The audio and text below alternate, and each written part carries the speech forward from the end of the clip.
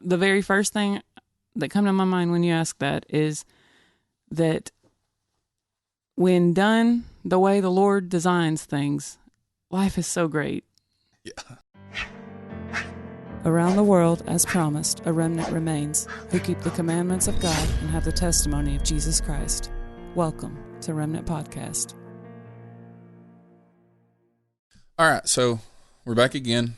We're going to try and do a Couples Corner, another episode of that. Yeah. We've also started doing the news hour thing that we just recorded with no video, but that'll be, we'll inform you about that later. If you're interested, you can go to remnantpodcast.net.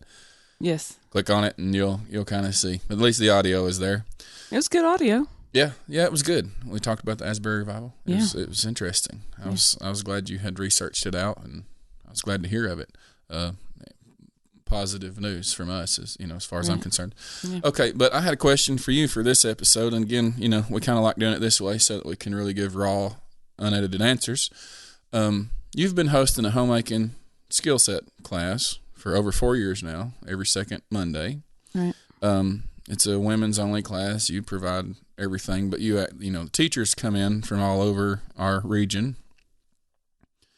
We've had master gardeners and herbalist people, all kinds of people come in. Yes. And I just wanted to know, and I imagine eventually many of them will happen across our podcast or whatever and perhaps tune in. But I wanted to know for you personally, what's your thoughts on it? What can you say to that? Like, what's your experiences? Maybe what have you learned from it? How has it blessed you and your family? And it's all, tell me about it. Should we talk about how it started?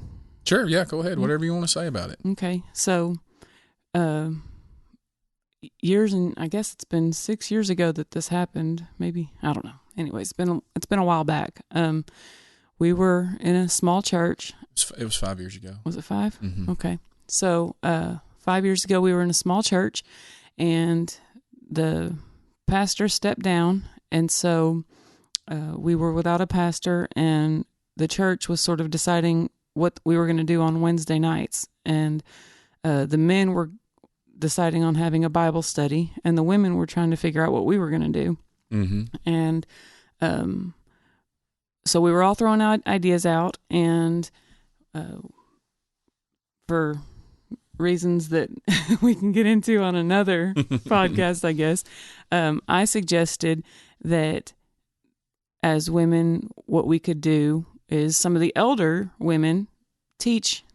At that time, I was part of the younger crowd. Yeah, and it was only 5 years ago. I know, but I'm in that age. Well, you're younger crowd for one more year. Once you hit 40, you're no longer younger crowd. Okay, well then, so yes, I was 30-ish. He's like 34. I was young 30s. Yeah. So, anyways, I was asking the older women to teach my age group and younger skills that they knew: sewing, knitting, crocheting, canning, gardening. Because what I told them then is still true, that people who really know how to do that stuff, it's a dying breed. Yeah. I mean, that's a terrible way of saying that. But I mean, I know what you're saying. Yeah. But it's a terrible way of saying. I just mean that it's the true knowledge of it, to where they're not like, let me Google it, Mm-hmm. The ones who grew up doing it or have been doing it for 15 years, 20 years, it's few and far between now. And so it's so much different having somebody that you can say, hey, what am I doing wrong here? And they can just hands-on show you. It just makes a world of difference when you're trying to learn something.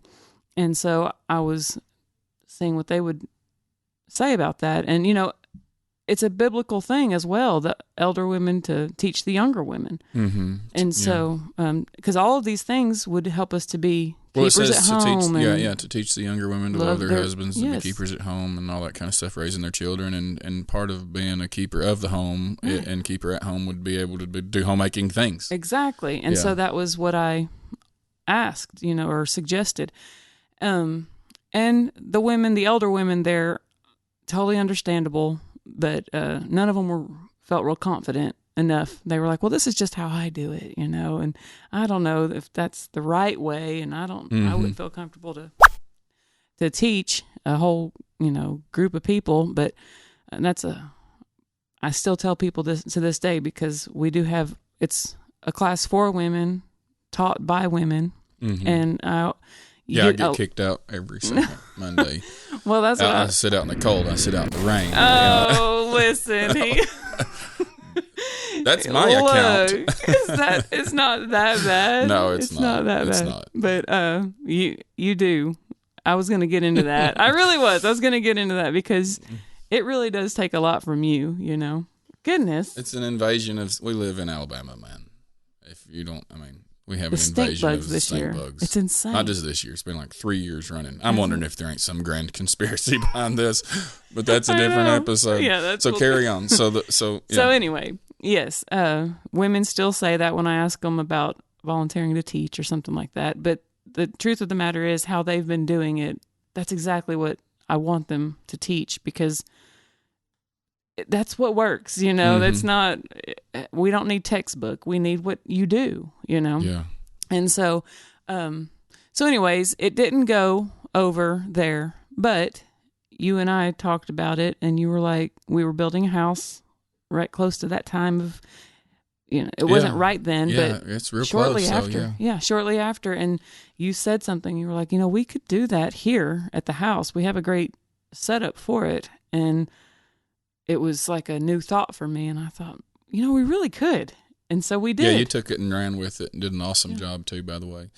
But well, no, it was your encouragement, 100%. I just gave you the freedom to do it, but you went with it, and I tell people all the time now, there's no doubt in my mind that God has blessed your efforts and the class and the people that come, and it has just been a huge success by any standard of success that we had in mind. Yes, I still remember the very first thing that like a tangible thing that I had.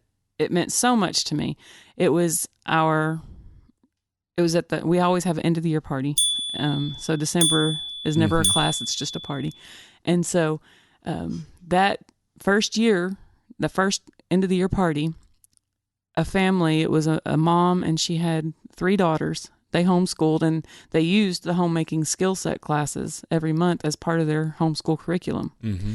And so at the party, they brought a gift for me, and I opened it up, and it was a quilt. January of that year, our very first class was quilting, and they learned how to quilt. And they had spent that year quilting a quilt for me as a thank you for teaching, for offering a class that taught them. I didn't teach them how to quilt, but I had a class at our home that taught them, and I still have that. And it meant so much, and still does. I kept that, and the note that they wrote, it just touched my heart so much. And there are several things through the years that have really stood out to me. And another one was a class that we had that was teaching sewing. We were using sewing machines, and we had a table very similar to this one, and sewing machines all over them. And there was a woman, I think she was in her 50s, sitting there sewing on this sewing machine. And there was a little girl about 10 years old next to her sewing on the sewing machine. And I snapped their picture because for both of them, it was their very first time using a sewing machine. Yeah, that's so cool. It was so neat. Yeah. It was so neat. Yeah, when we reflect back on different things that have happened, because you don't necessarily each in the moment, maybe it doesn't stand out so much, but collectively, when you look at it as a whole, that's really kind of what I mean by God has blessed it. When I look back sometimes through your Facebook and stuff, like, because just today I shared your Facebook with a guy that I met and invited to church, and I just kind of scrolled through there seeing, like, what are they going to see? And I can't help but see the ladies that come are from all walks of life. Right. But there's real fellowship that happens in there. It's obvious. There's laughing, there's smiles, there's pats on the back. People are learning something together and also just this kind of like a rabbit trail here, but I thought about the word homemaking. Like a home has to be made. A home doesn't just appear, and if there was nothing but men in the world, there really wouldn't be homes. There'd be shelters. Right. But a home is different than a Right, house. that's right. It's That's different what I'm than a saying. shelter. It's not just the tangible, but it's also what you feel. It's right. A home has quilts and like handmade quilts and things that's been crocheted, or even candles that's been made, or soaps. I mean, y'all have done all kinds of things. And I know, like now it's kind of like we have a collection of craft equipment. It's like a woman's dream. Yeah, I had to build a room into the attic. Listen, you tried to say this like in a funny, complaining way the other day, but you made the mistake of doing that at the homemaking class, and all totally the women lost. were on. Yeah, you totally lost that one. They were all totally like, "Yeah, lost. of course she needs a whole room for this." Yeah. Well, I love looking back at the stuff that it's been an enrichment to us and our family. And like I said, seeing all the ladies, there's like a core group that comes all the time, but then you also have new people constantly. Yes. I'm going to say just about every class for over 4 straight years now has had new people. Oh, absolutely. And most of the time you probably average 30 people or more. And then outside, something that you don't get to see a lot is there's almost always at least 20 to 25 kids outside. I mean, that may sound like no way, but I'm telling you it's the case, because a lot of these women bring their kids. And I mean, sometimes there's more kids outside than there are women inside. I have seen it where there was over 50 kids outside and me, trying to hold down the fort here with all the kids got to use the bathroom and everything, But what I have seen outside, I just was talking to our friend Alan about this the last class, because he came and sat out there with me just to be with me. Thank you, Alan. Support. But a lot of these kids have been coming for 4 years now, and so when I first met them, they was 6.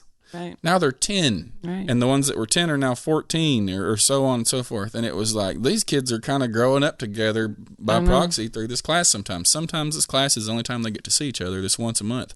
But they get here, and for the kids, they look forward to it so much. I can promise you this, because I know how kids are and their memories and their hearts and stuff, and they'll always remember the times that they was out there, because we set up lights for them. We build a fire when it's cold or whatever. Volleyball court. Yeah, they'll remember the stuff. So even not just the women that has benefited and been blessed to some extent by all the fellowship and friends that they have met, the kids too. Right. So it has been really awesome. But anyway, go on with some more of your thoughts, like different experiences, and what have you learned from this? Oh my goodness.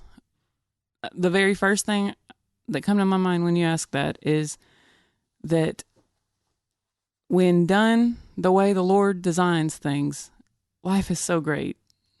Yeah. Yeah. It is so great. I mean, so we have a verse. I say it's the verse that I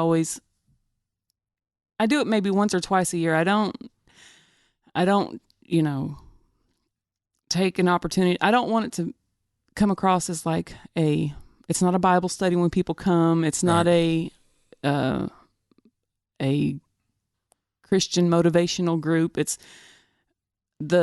I really believe that a light is shined through just what we're doing, and obviously we have Bible verses all over our wall.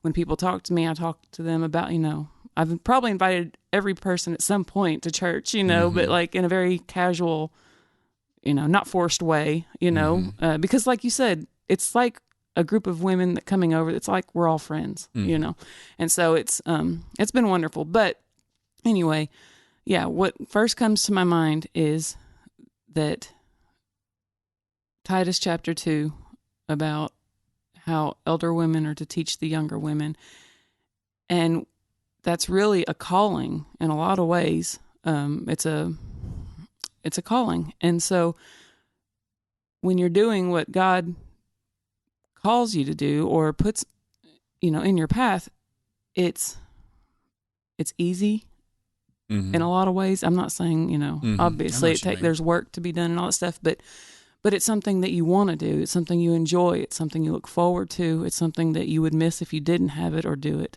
and you'll flourish in it, and so it's enjoyable. I really believe that I can support that it's biblical. And it's just when you do what is right. God designed things so great is what it makes me think of. It's just his design is so great. And so that's the first thing that I have learned. And another thing I have learned is so that you can be happy is I did learn to crochet.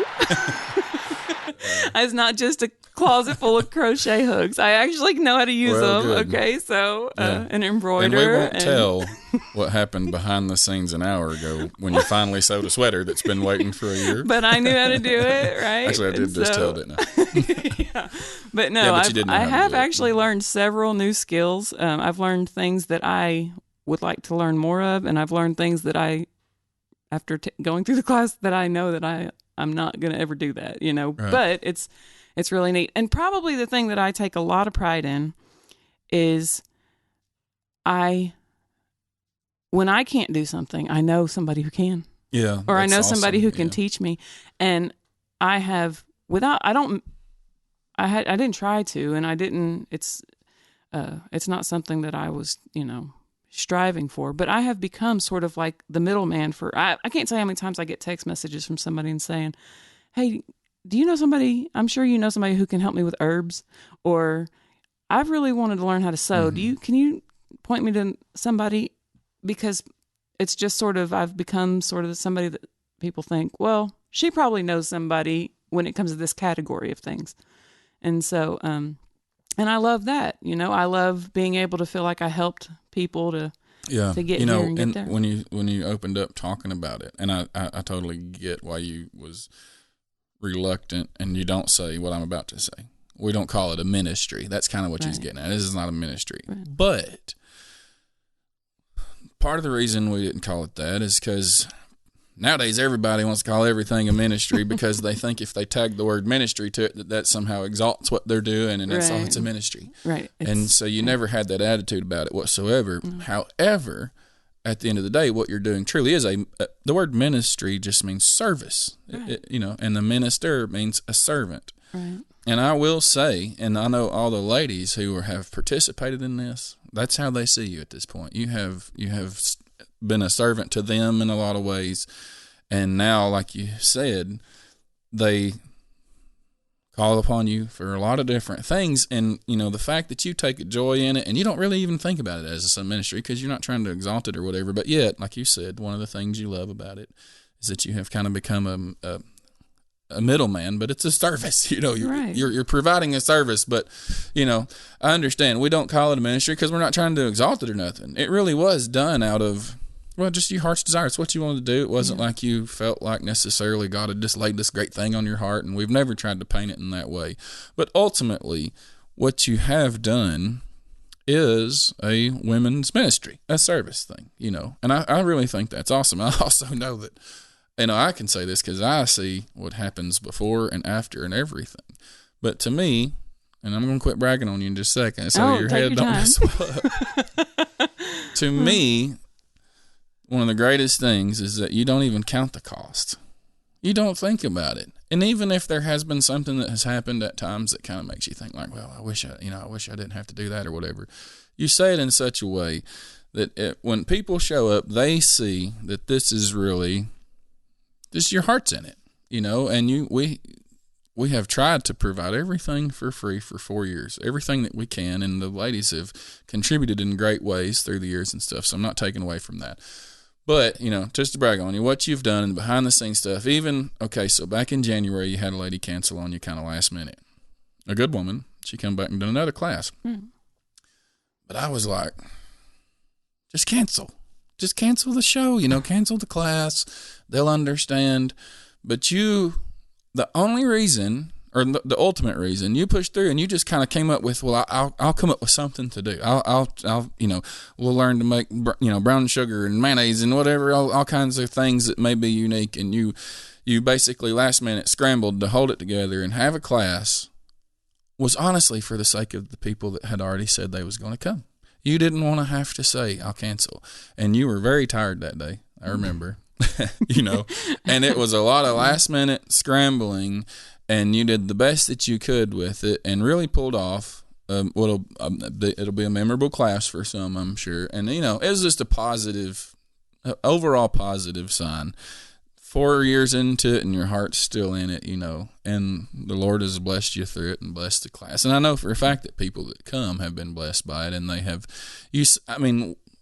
again, it's like when you look at the collective picture, basically almost nobody really knew each other when they first started coming, but now you can look on Facebook and they're all commenting on each they're commenting on each other's posts, and somebody's moving, we're so sad, we're going to throw you a going away party, and this, that, and the other, and there has a network been built around it. And so I'm super proud of you. I'm thankful for it. I hope that we keep doing it, even though when it comes time, I'll complain.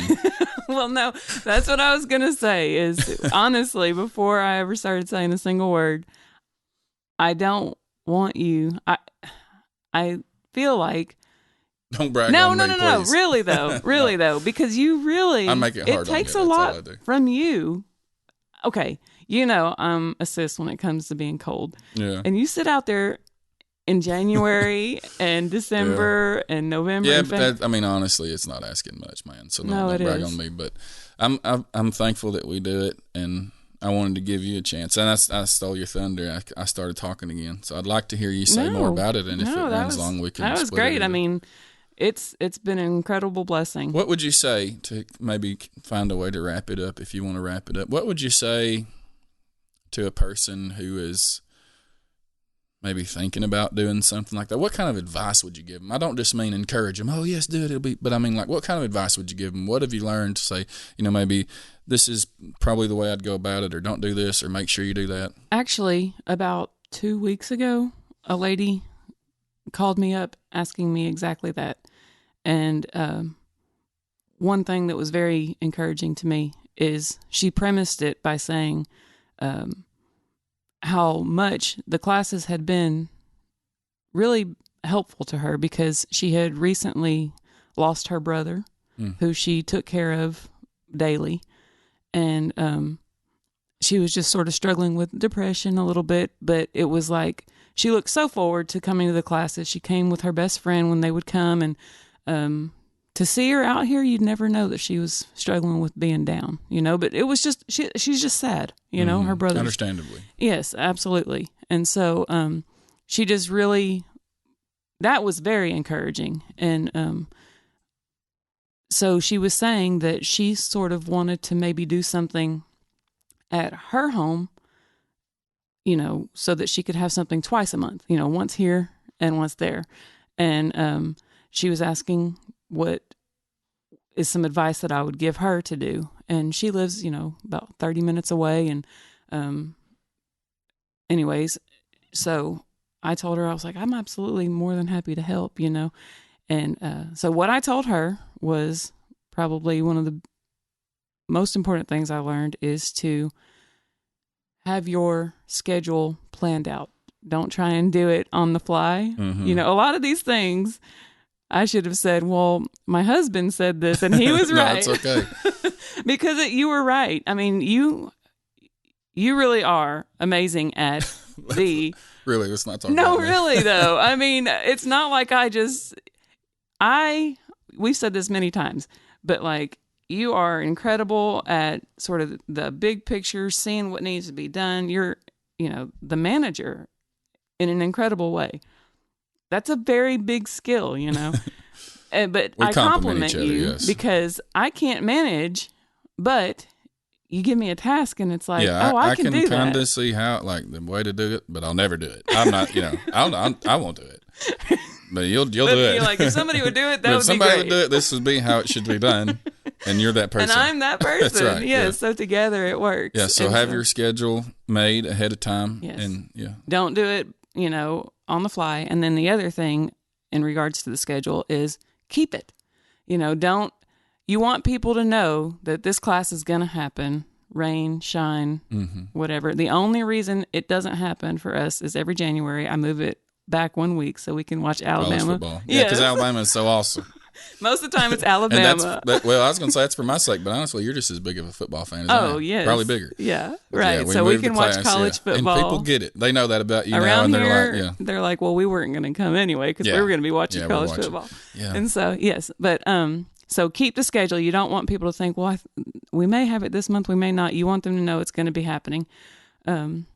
And then the other thing was reach out to friends and ask them if they've got friends. Your teachers, you need them to volunteer. You know, it has to be, I don't know, maybe she's got a lot more money or whatever, and it's not such a big factor. But if your teachers can volunteer, then just let them know that you just need a couple hours of their time and their education, just to teach.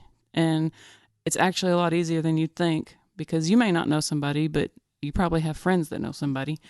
And to me, it seems having teachers that volunteer is a blessing in another way too, because they come wanting to. Yes. They take pride in what they're going to teach enough that to them the payment is getting to show other people absolutely something that they know how to do. Yes, if you've got a teacher who's volunteering, she is doing it out of the joy. Correct. Yes, and she brings that with her. Absolutely. It's not like a business model thing. And not that it would be wrong to pay. I mean, we've tried to pay people at times, or right. not necessarily pay, but like donate to them or whatever. Right. But yeah, I think having volunteer teachers was a good move. That was big. Yeah. Yes. And I think that another thing was another call from you early on. When we first started, you said, make the classes free. Make them 100% free to whoever wants to come. And I had a lot of people advise me when I would talk about the classes that we were going to be starting. They would say, for your sake, charge $5. I mean, something minimal. But that way, because where people put their money, they're going to be more likely to show up. If they RSVP, they'll come. But we just decided that we were just going to do it for free. And that, I really believe, made a big difference in not just the turnout, but the feel of the class. It made it what it is. Friends getting together, Yeah, human nature, we're humans, and so we can't help it. And human nature would cause people to kind of be like, yeah, well, she made a lot of money tonight, or she's trying to make money or whatever. And because that was not in your heart at all, even though people were saying, no, even if you don't want to make money, charge just because it makes them feel like it's a more legitimate thing. We still was like, no, we don't even want any chance of people thinking that we're doing this for money, because it never was. Right. Never was about money. No. So, yeah, I think that was a good advice to her, too, is if you can help it, don't charge any money. Right. If people want to donate to you, that's great. But. Right. Yeah. And so that was pretty much, those are the most important things. One last thing that comes to my mind, I just think, I don't know. It seems to me like I think that it helps, but it's not the easiest, and that is to be as laid back as you can as the hostess. Yeah, because that is something that you did learn by experience. I had to learn, because if you remember the very first... That was my fault. Well, no. Yeah, it was my fault. I was like, what? Because it was muddy. January, the very first class, January is mud season here. Yeah, and 4 years ago, I still was kind of a bit of a clean freak. Yeah, well, we were like... We didn't have 5 9 less kids yet. Yeah, and so the house had a glimmer of hope when it come to cleanliness in our house. Yes. But I'm just joking. But really, though, I remember the first month or two, we put a sign up at the door saying, please take your shoes off when you come in, and all that stuff. Which, if you have carpet, I would still say, you got to practice that. But we have wood floor out there in that big room, and it was okay. And it was okay. And and probably left a bad impression of people. Well, no, I don't know. Everybody, they understood, but because I don't know, that's how a lot of people are around here anyway. You take your shoes off when you go in their house. But I learned very quickly that, especially because, after the class is over, everybody that's outside comes inside and we all eat and sort of socialize and fellowship. And so there's not really, even if you have people take the shoes off in the first hour, it doesn't last. But anyway, that's the point, is that it really, people are a lot more laid back and relaxed when the hostess is relaxed. And so if you can at all help that. Yes. I learned that with church also. Right. We had church here in our house, and by the grace of God, we built a big room in the middle of our house. I never knowing we was going to do any of this stuff. We built like a 1700 square foot room right in the middle of the house. Yes. And when we first started having church here, I was like,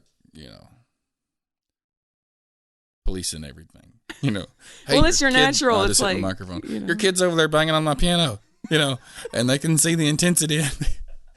Well, you're like, it's okay. Yeah. 4 years later, I was like, whatever. If piano breaks, so what? Right. And if you y'all can enjoy your time here, that's what's more important. Yes. And honestly, by the grace of God, I was able to. I'm pretty much relaxed now. Right. I don't stuff don't really bother me. It's like whatever. Yes. Yeah. We'll replace it. We'll put a new floor down one day or whatever. It's no big deal. Right. So, anything else you want to add to it? No, that was it. That's it. But if you can do it, do it. Yeah, if you can do it, it's a blessing. Yeah, and I'm sure having if they are married, having their husband behind them to see the big picture would be helpful. Definitely. Oh yeah, definitely. Yeah. So, and if they wanted to, you would, I'm sure, even if it's just, this may be somebody in another country, that emails you or something. So send an email, ask Katrina. You can help them. Yeah. You'd be willing to help anybody out, give them advice on getting going or whatever. You can email us through the website, or it's remnantpodcast@outlook.com. But yeah, if anybody wants to do anything like that and you got a question, shoot us an email. Yeah. And then also, since, we brought it up, we do have a website. Right. We're still building it, and it's still getting tweaked, but it's remnantpodcast.net. And now here's why we don't get any money for people going to the website. So don't think that. I'm literally telling you this for your convenience sake, to the listener or to the viewer. The reason I would recommend going to the website is because, first of all, there's more content available there than what we have on any one certain platform. Also, when you go to the website, you can choose audio version only. You can download it. It links you to other things, and Odyssey is an app that I've been pushing lately over GoogleTube just because of censorship. And Odyssey lets you play the video and turn your phone off and stick it in your pocket, and you can listen to headphones while you're working. You don't have to sit there and watch or whatever. And a lot less censorship. That's okay. So ultimately, that's what I was going to get at. Is we're closing out here, but I have followed several podcasts over the last few years, and I've seen every one of them get kicked off of YouTube. And if we do end up getting kicked off of some platform, go to our website. We're still going to be doing this. Your plan and my plan is to do this as long as the Lord allows us, or something comes up that really hinders us. So we plan to do this for years to come. So make it a habit of just accessing it through the website. Yeah. Like I said, we don't get there's no monetary benefit to us whatsoever by clicking on the website. Right. It's just so that you can always find us. Because if we get kicked off of one platform, we'll put it on a different one. Yes. So remnantpodcast.net. Good talk. Good talk.